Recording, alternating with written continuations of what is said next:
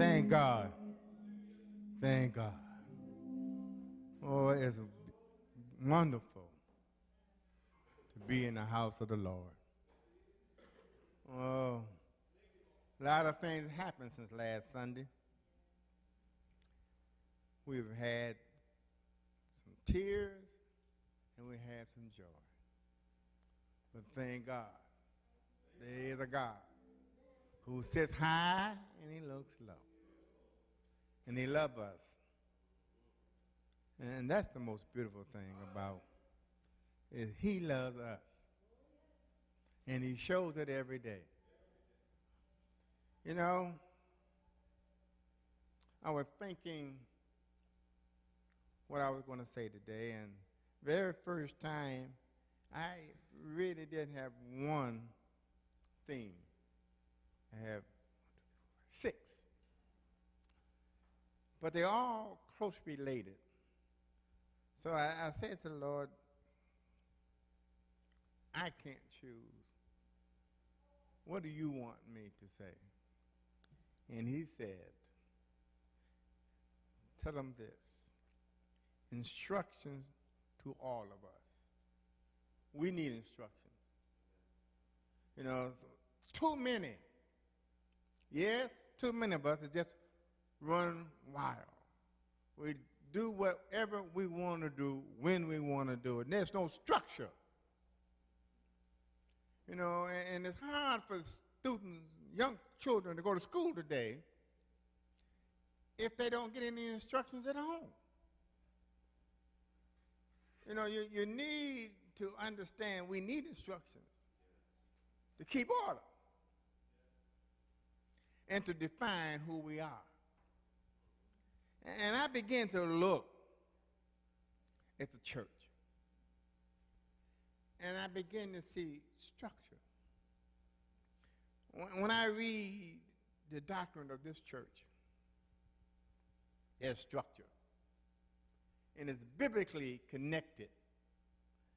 And so I began to say, how would I use that for today? Then God showed me to go to 1 Peter, 3rd chapter, verse 3 to 5. And I began to read that. And when I began to read and try to get an understanding of the 3rd verse, do not let your adornment or merely outward appear, your hair. I'm saying he's talking about hair and gold. So then I did a little more research and I came up with, don't depend on things like fancy hairdos, gold jewelry, expensive clothes to make you beautiful. You know, and that's what he is saying in verse 3. Don't get so tied up how beautiful your hair is. Now, don't get it wrong. He's not saying don't comb your hair, don't shave, and don't get it looking nice. He's not saying that. But sometimes I see some youngsters sometimes standing on the corner. They have a brush in their hand, and they just brush it and brush it. One day I had to ask, why are you brushing? Then he showed me the waves in his hair. Then I looked and said, well, you need to be brushing on the inside, but we can see some goodness in you, because the waves on your hair doesn't matter.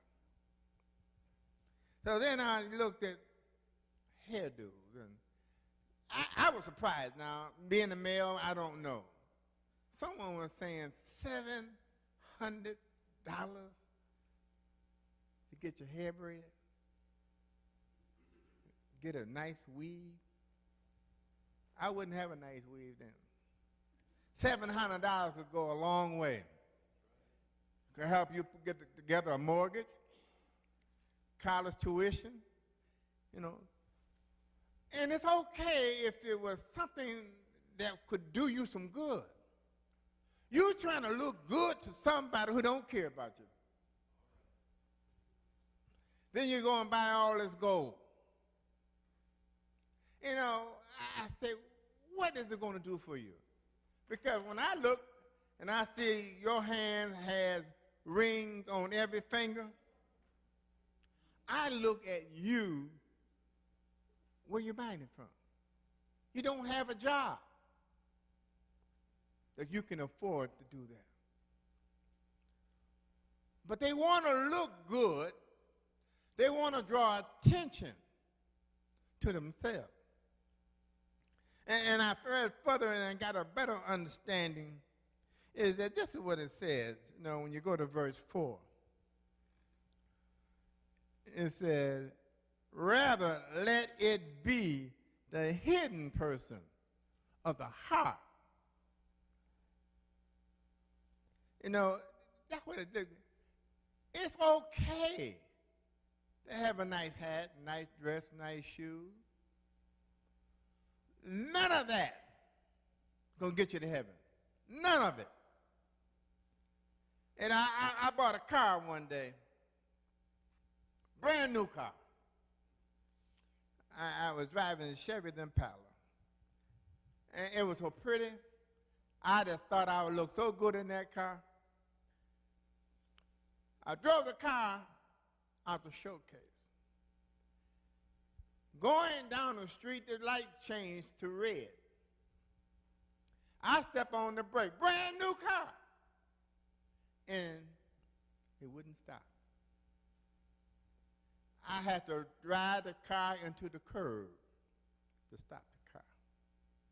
I got out, went back to the dealer and told him, oh, that's the new car. You don't understand. You got to put it in reverse, speed up, and slam on the brakes to get it adjusted. You do it. And I didn't trust him.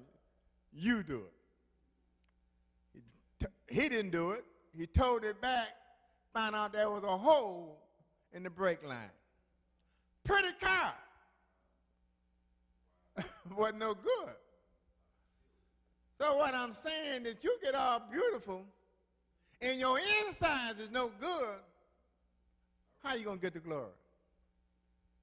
The God is not concerned with all the bling and gleam and hair and on the shoes. He's not concerned.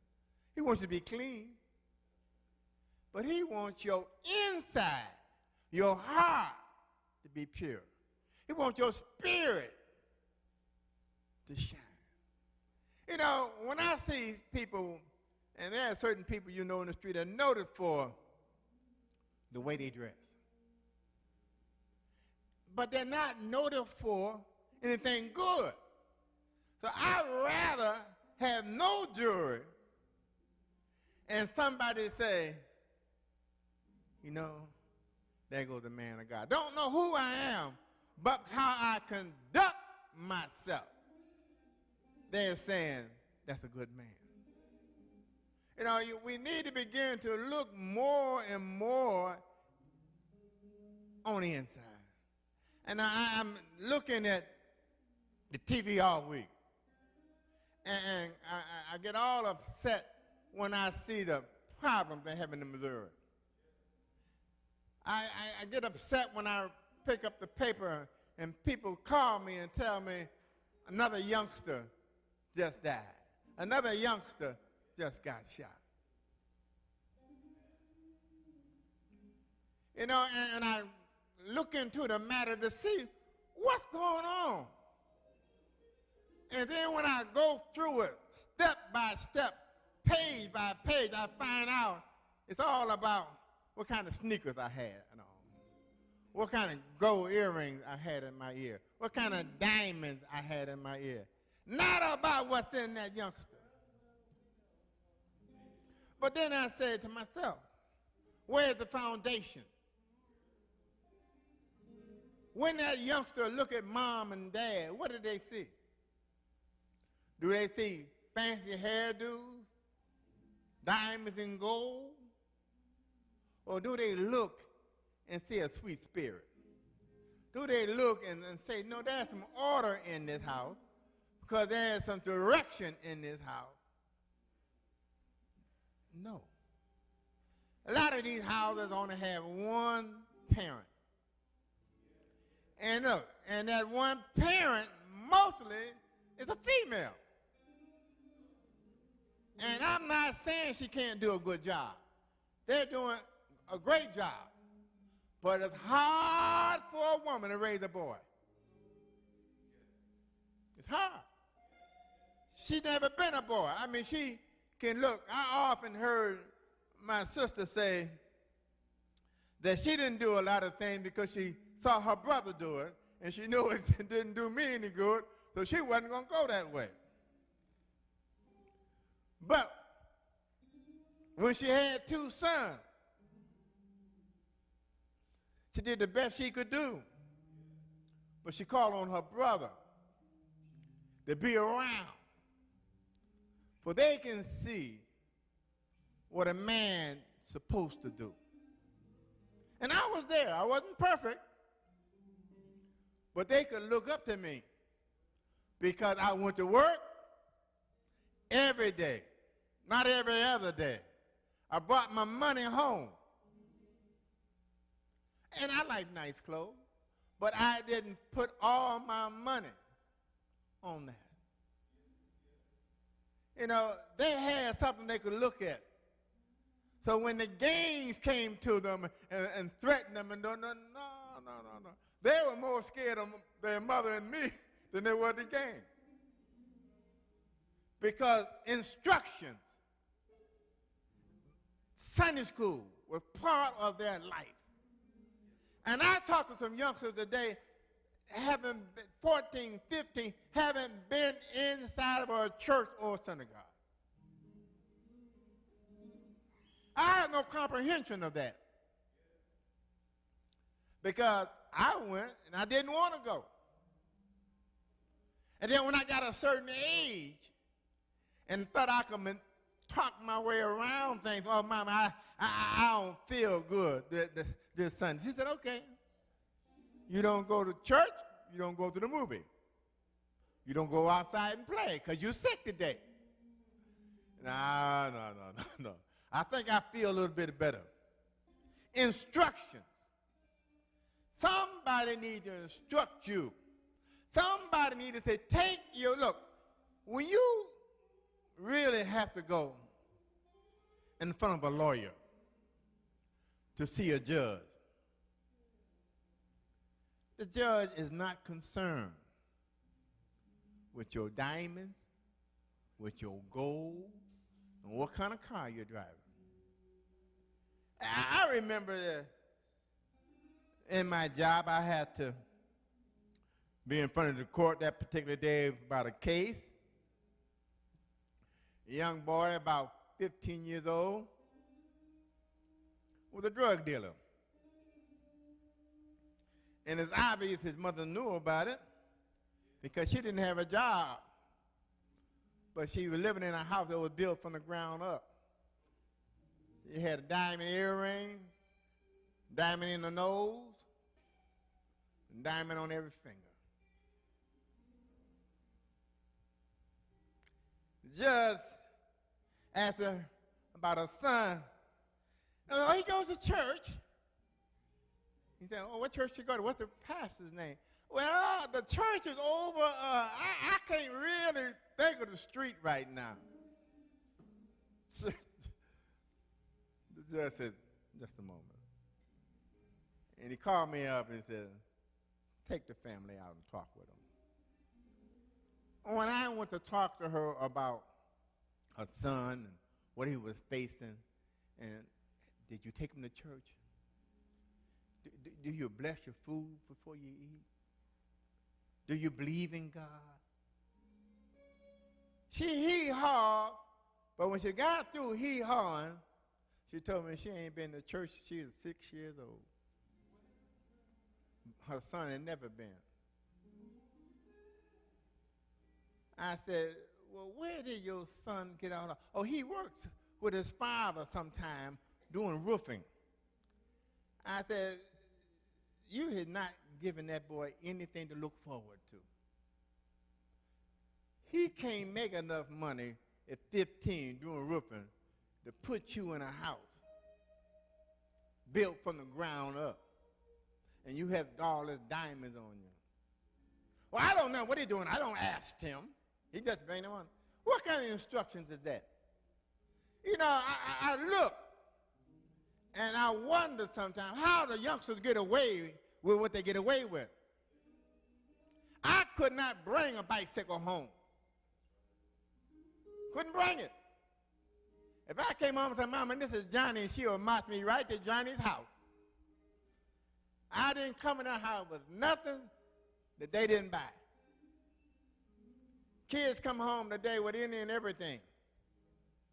Mama, no, that's my room. You can't go in my room. There's no instruction.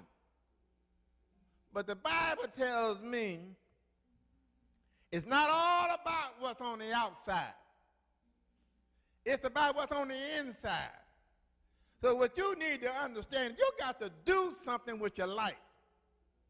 If you want God to show you favor, if you want God to come when you call him, you need to do something.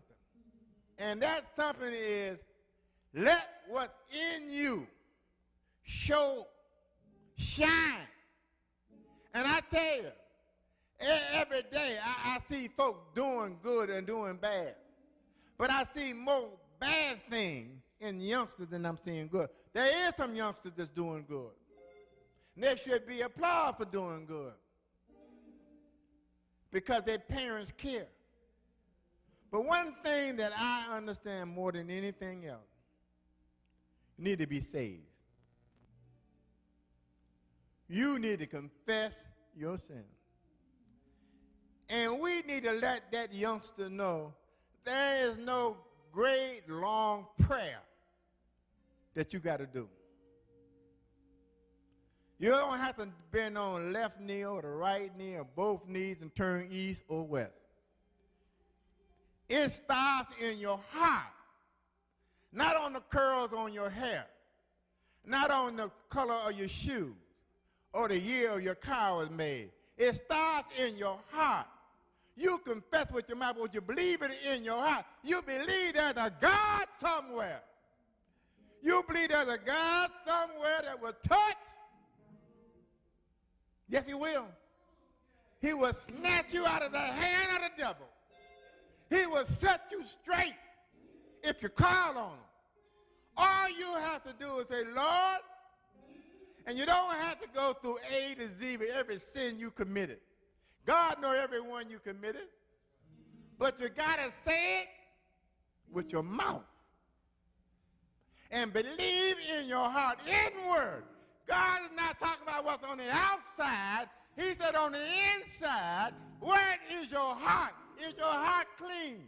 Are you trying to get your heart clean? Not halfway clean. I don't know nobody halfway doing something that's going to heaven. That's like being lukewarm. I want you to stop. Take a look at where you are today. I don't care about what you did last night. I can't change that. Look at where you are right now. Look at yourself. No.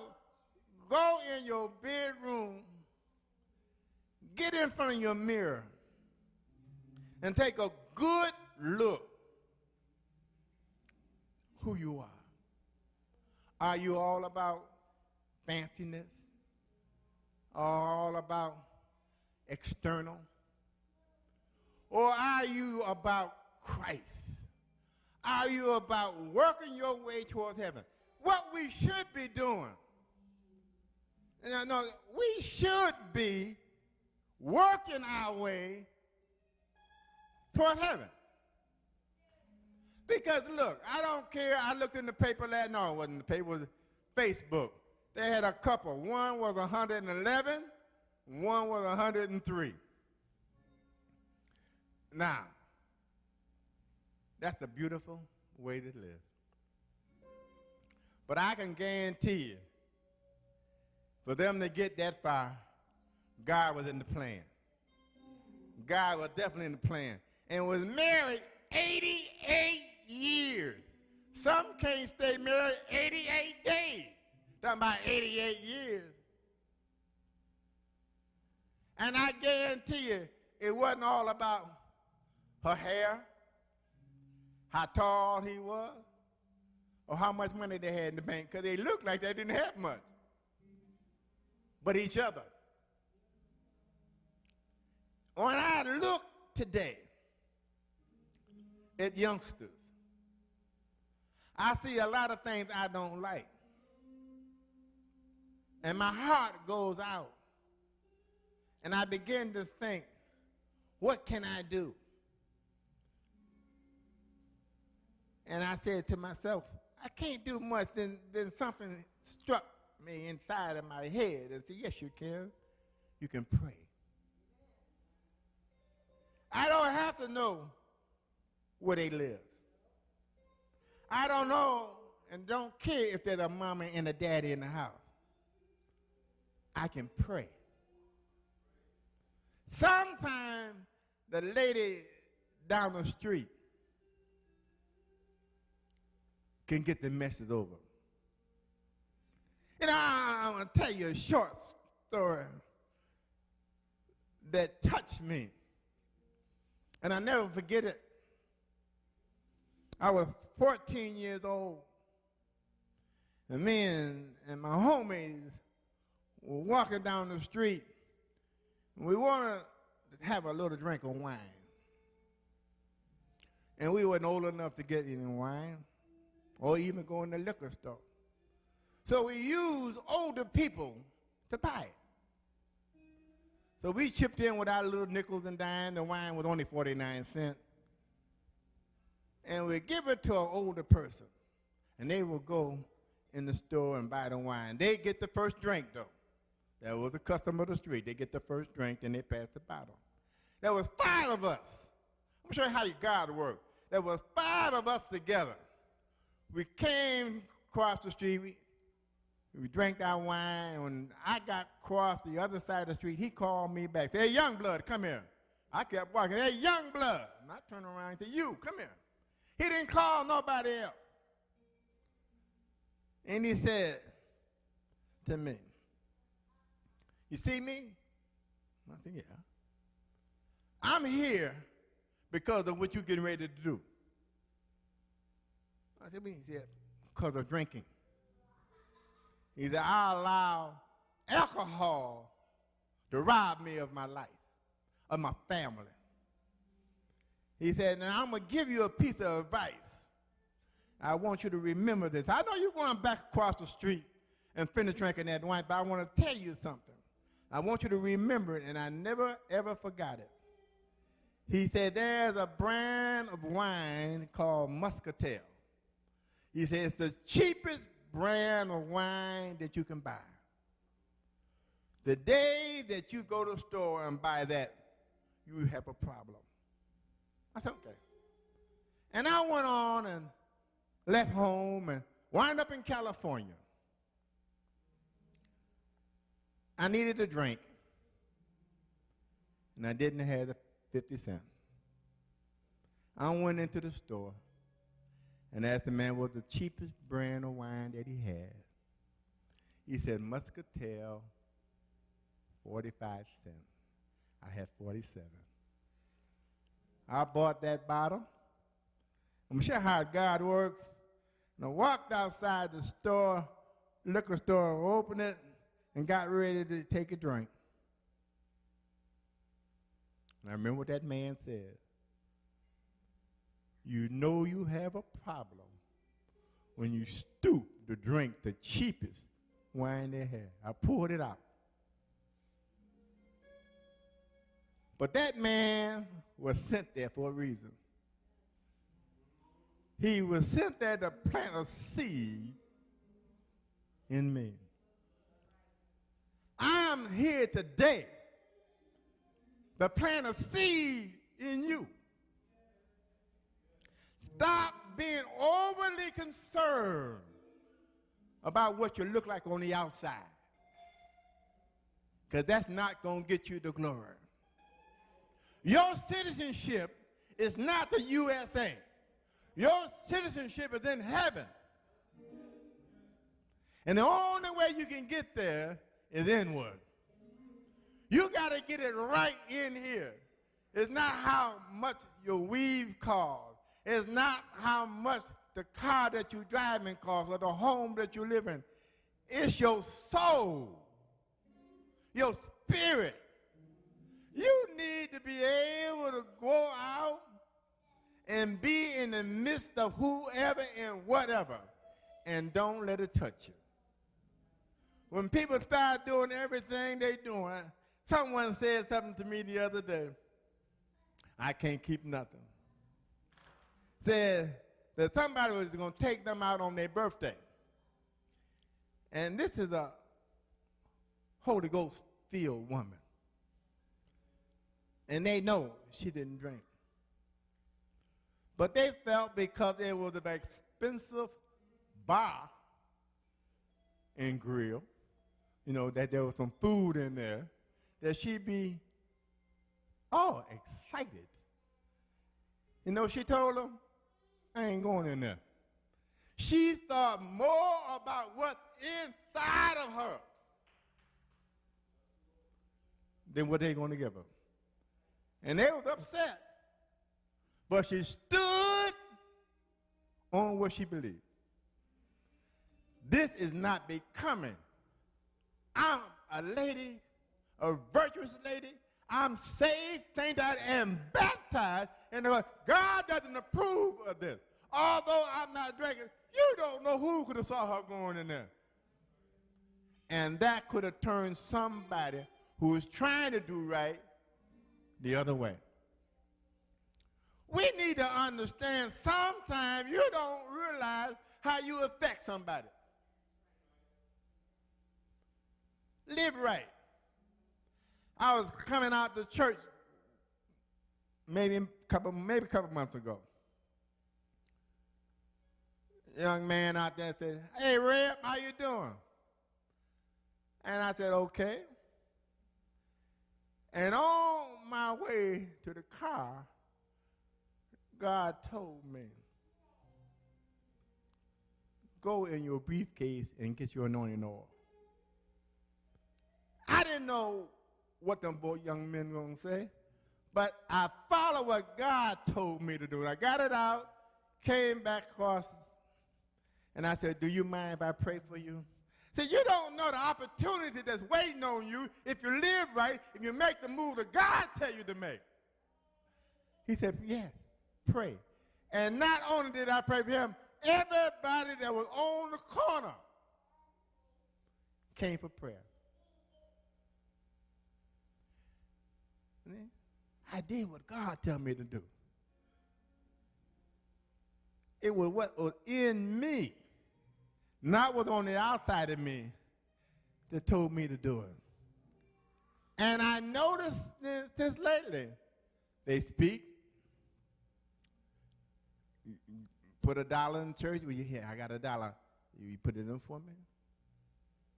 You don't know. They wasn't looking at what I had on. My behavior. Have you checked your behavior lately? Some of you right now will walk out, go into the mall, and you pass a person that doesn't look too desirable, and you grab your purse and you ain't got to. Why don't you say a quick prayer for them? Now, I'm not telling you to give them any money, but say a quick prayer. Lord, help them. Touch them. Let the scales fall from their eyes, Lord. That's our job. Our job is to help folks find the way. How many of us are really trying? How many of us right now, if I walk in your neighborhood right now and go to your next door neighbor, what would they say about you? What do you say? Oh, you talking about the lady that drives the Cadillac? Or you talking about that Christian woman? I'd rather them to say the Christian woman than the woman that drives the Cadillac. You don't know. I have next door to me a young man who is in law enforcement, federal. But when they came to interview him about his conduct after they did his reference, they came to his next door neighbor. And they asked him, what kind of man is he? What do you see? And I told him I never seen him do anything wrong. I never heard him holler at his parents. I always saw him as respectful. And today, he's grown and has 2 children. He's respectful, and his children are respectful. He's full grown, and he still calls me Mr. Young. He never gets so carried away in this conversation that it's Levi.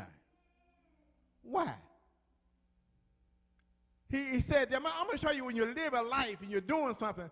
He told me, I don't want to catch you behind the snowblower anymore. He said, I would do it. He said, you're getting up in age. He said, I know you don't feel good someday, but I know you keep your property up. I would do it. Now, what happened if I was a drunk, a loud mouth? He wouldn't have. It's what's in you. So today, instructions are read the Bible. Get an understanding of what the Bible is saying. And then do something about it. Just don't read it or have it and get a lot of dust on it. You're not going to be here forever. And all the gold that you have, all the jewelry that you have, and all the wigs and extensions that you have will be left right back here. None of it is going to glory. So don't allow somebody to hear this on a DVD or watching the TV and say, see, he's just jealous. I'm not jealous. I don't have but one ring on my finger. I can have many more if I want to. I'm not into jewelry. But if I was, I wouldn't have a whole lot. Because it don't mean nothing to me. Now, there are some people who have jewelry, but they know what? They have it in moderation. And God has blessed them. They have made some sacrifices. They didn't sell no drugs or anything. They made some sacrifices and bought a piece of jewelry or a nice car to him and his family. There's nothing wrong with that. I'm not talking about that person because that person is in church, in the synagogue. He's worshiping his Lord. I'm talking about them who the only God they know is themselves. And you know where they're going. Instructions are important. Today, you are held responsible now. Before the day you can get along, get away from, well, I didn't know. Well, 1 Peter, 3rd chapter, verse 1 to 8. Read it. It'll tell you about Sarah and Abraham. See? Sarah called Abraham what? Lord. But because of she respecting that, Abraham got blessed. And Abraham went to God. You don't know how it is. You just say nice things to your children, your loved ones. Your children were here. You know, in closing, I never, ever heard my father call my mother out of her name. I never saw my father raise his hand at my mother. And I'm not saying that they didn't have a disagreement. We didn't see it. My sister and I never saw it. They had the decency enough to go behind closed doors. Some of you young folks today want to air out your business in front of your children. They want to know why your children don't respect you. Because you laid it all out in front of them. There are some things your children don't need to know. Now, I got a baby. She's not a baby, now she's grown, real grown. I don't tell her everything, because there's some things she don't need to know about family business. She's old enough to know something, and those things we talk about. But she can tell you today, she's as bad as she said my temper is. She can tell you today, she ain't never heard me swear. She seen me get a little angry, but she never heard me or saw me ball my fist up and want to do anything to her. She would believe I will knock her head off because I say that. And sometimes you have to tell your children, you know, I'll knock you down, hoping and praying they got sense enough to stop doing what they're doing. You're doing that out of love. And your children know the difference.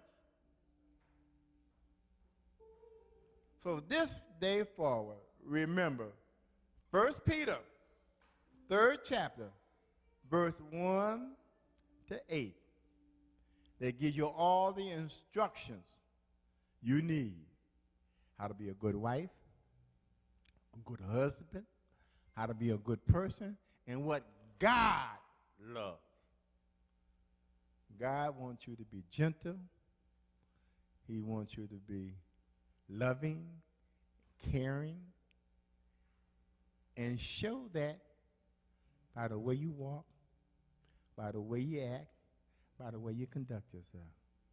Never settle for the outward beauty. Always stand on inward. Then when that great day, when you're standing in front of the Lord, and he opened the book of life, he won't say, depart from me. He said, come on in. You got to work for it. You got to earn it. You got to forsake some things earthly to receive heavenly things. Is there anybody that need prayer? Please come now.